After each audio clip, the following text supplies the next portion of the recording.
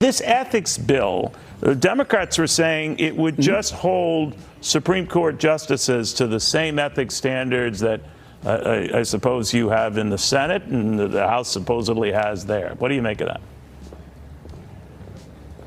I voted against the bill for a number of reasons.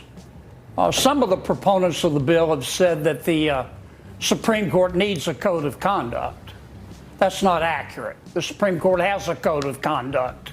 You can go to uscourts.gov and read it. A leaked memo blew the cover off the Supreme Court justices thwarting efforts to impose an actual enforceable code of ethics. The Times reported that the court's 9 justices started passing ultra-confidential memos kept in paper envelopes and off of email servers back and forth amongst themselves at the end of last summer. I want to assure people that I am committed to making certain that we as a court adhere to the highest standards of conduct.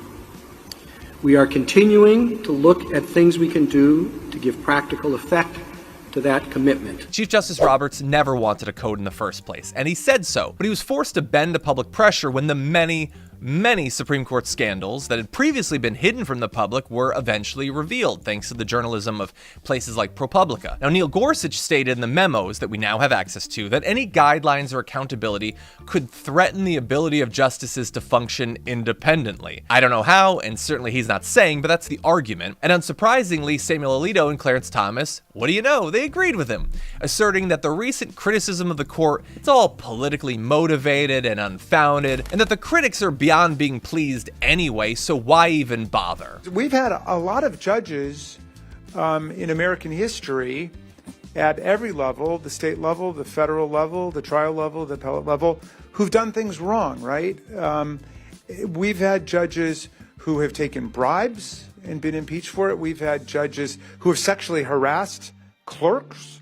We've had judges who have engaged in party activity. We've had judges who've owned human beings as enslaved people. So there's nothing magic about being a judge or a justice. I mean, do any of you believe that there's some reason that we shouldn't have an ethics code that binds judicial officers the way we have binding ethics codes on legislative officers or executive officers? Is there any reason? Yeah. Mr. Aronson? More than that, Ranking Member Raskin, I think there's reason to have higher standards for justices who are supposed to be impartial and to hold themselves above reproach. And as we've learned from this past year's devastating scandals, are very clearly not living up to that higher standard that they should be held to.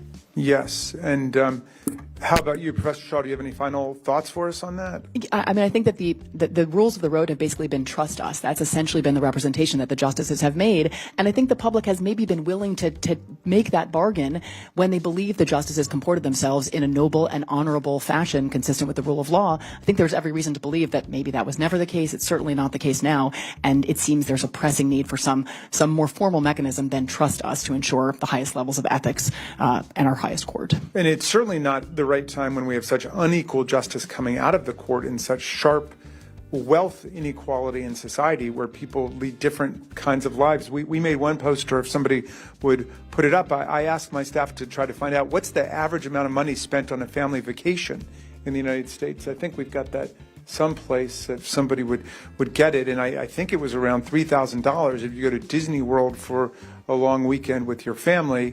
Is that right? $2,840 is how much is spent on an average American family's vacation.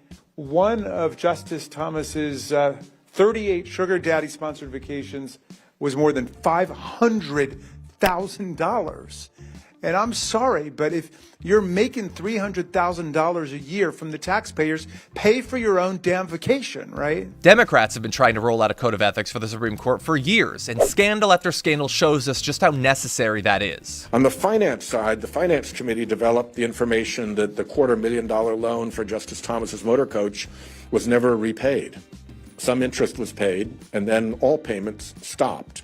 And we continue to look into the final facts of what actually took place, but no principal on a $250,000 so-called loan appears ever to have been repaid.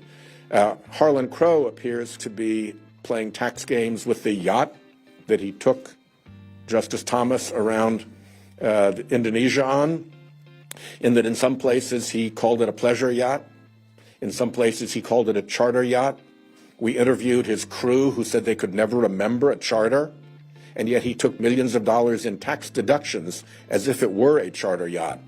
It looks a lot like a billionaire deducting the expense of operating his own toys, which is not what the tax code permits. So that remains under further investigation.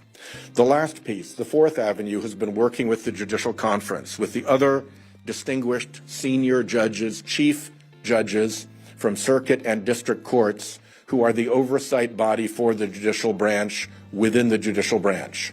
It is a body established by Congress to enforce laws passed by Congress, and they have given 2 victories for transparency and integrity that I think are very important.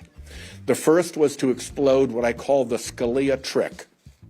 The Scalia trick was to arrange for the owner of a private resort to invite Justice Scalia on a free vacation, and then to fail to disclose the vacation on the theory that the free vacation gifted by the owner of the resort, whom he may never have met, was a personal invitation.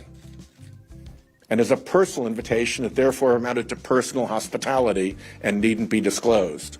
We believe he took over 60 of these free arranged vacations. The Judicial Conference took a look at that and blew it to smithereens because they know perfectly well that would never fly in any circuit court or in any district court in the country.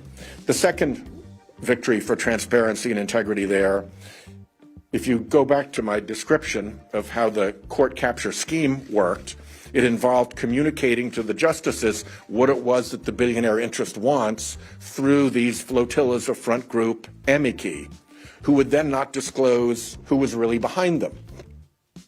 In one occasion, a brief was filed by an entity which is not even a real corporate entity. It was the fictitious name under Virginia corporate law for a separate corporate entity under which fictitious name that other corporate entity had registered to do business. They didn't even disclose to the court and to the other parties who the real corporate entity was for whom this was the fictitious name. And just last week, the Judicial Conference announced its new rule demanding significantly more, its new proposed rule, I should say, demanding significantly better disclosure. So the bad news is that we have a rogue court that has been captured by special interests and that is over and over again in appalling pattern continuing to follow the direction of the billionaires and the front group through which they operate. The good news is that the public is fed up. Congress is fed up, mostly. And the Judicial Conference is beginning to tighten up the rules on the Supreme Court justices. This wildly partisan Supreme Court lays bare the limitations on the separation of powers. With Republicans practically at the helm of every branch of government, certainly every branch that counts, and with very few members of the GOP still remaining that are willing to challenge or speak out against Donald Trump, the highest court in the land will almost certainly enjoy another 4 years of near total impunity. They're going to be able to be as corrupt as they want to be because Donald Trump's not going to provide a check on them, and they now know that they're not going to be required by the public or by the Senate to do anything else. And it can feel pointless, I know, tracking the indiscretions of people who are not going to face justice. I know that personally because that's largely what my job is. But we've got to hold these people accountable, if only in the court of public opinion. Vergonia is, after all, a very powerful tool, and it might be our single tool remaining.